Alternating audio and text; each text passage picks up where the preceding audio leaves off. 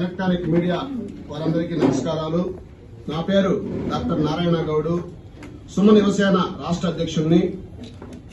ఈరోజు మనందరం చూస్తూనే ఉన్నాం, టీటీడీకి నూతన పాలక మండలిని త్వరలో నియమించబోతున్నారు.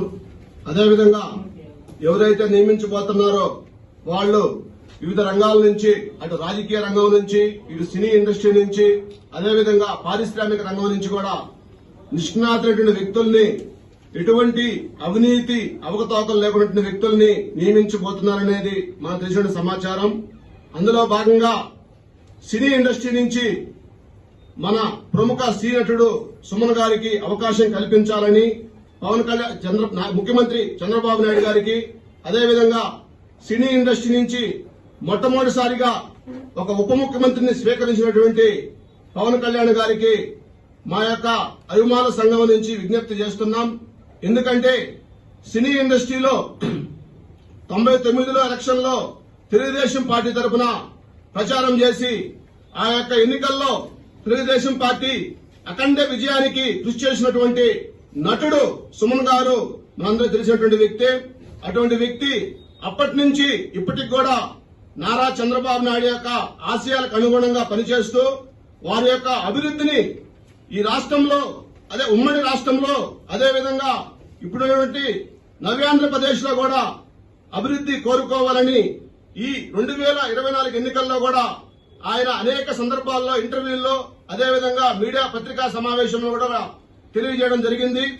అంతేకాకుండా పవన్ కళ్యాణ్ గారి గురించి కూడా గతంలో ఒక పార్టీ పవన్ కళ్యాణ్ వ్యక్తిగత జీవితం మీద విమర్శిస్తే కూడా ఆ యొక్క విమర్శల్ని సినీ ఇండస్ట్రీ నుంచి ఖండించినటువంటి ఏకైక వ్యక్తి సుమన్ గారిని చెప్పడం అతిశయోక్తి లేదు. అటువంటి వ్యక్తిని ఈ పాలక మండలిలో అన్ని అర్హతలు ఉన్నాయనికి. గతంలో కూడా అన్నమయ్య సినిమాలో వెంకటేశ్వర స్వామి పాత్ర వేసి ప్రపంచానికే కాదు, ఈ యొక్క ఎవరైతే ఉన్నారో ఆయన అభిమానులు మాత్రమే కాదు, ప్రపంచంలో ఉన్నటువంటి సినీ ఇండస్ట్రీకి ఒక మెసేజ్ ఇచ్చినటువంటి ఘనత సుమన్ గారికి దక్కుతుంది.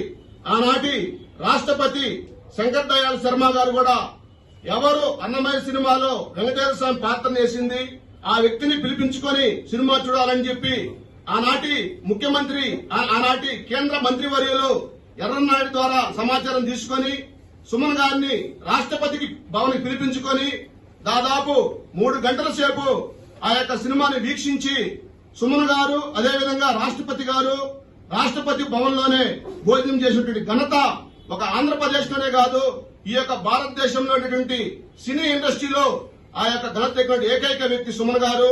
సుమన్ గారు అనేక సేవా కార్యక్రమాల్లో పాల్గొంటూ ప్రజలకి తనదైనటువంటి సహాయ సహకారాలు అందిస్తూ, అదేవిధంగా 99 కార్గిల్ యుద్దంలో అమరులైనటువంటి జవాన్ల కోసం తన యొక్క ఎక్కడైతే భువనగిరిలో స్థలం ఉందో దాదాపు 170 ఎకరాల్ని ఆ యొక్క జవాన్లకి కేటాయించడం జరిగింది. ఇటువంటి గొప్ప సేవా కార్యక్రమాలు చేసినటువంటి వ్యక్తి, మనందరికీ ఎంతో సుప్రహృదయులు, మంచిగా మాట్లాడే వ్యక్తి. సినీ ఇండస్ట్రీ నుంచి ఆయనకి ఒక కలియుగ ప్రత్యక్ష దైవం. అటు బోర్డు మెంబర్ గాని, ఎస్సీబీసీ చైర్మన్ గాని ఏదో ఒకటి ఈ రాష్ట్ర ముఖ్యమంత్రులు గుర్తించి, అదేవిధంగా డిప్యూటీ సీఎం గారు కూడా సినీ ఇండస్ట్రీ నుంచి ఒక మంచి వ్యక్తిని సెలెక్ట్ చేసుకుని సుమన్ గారికి అవకాశం ఇవ్వాలని ఈ వేదిక కోరుకుంటున్నాము.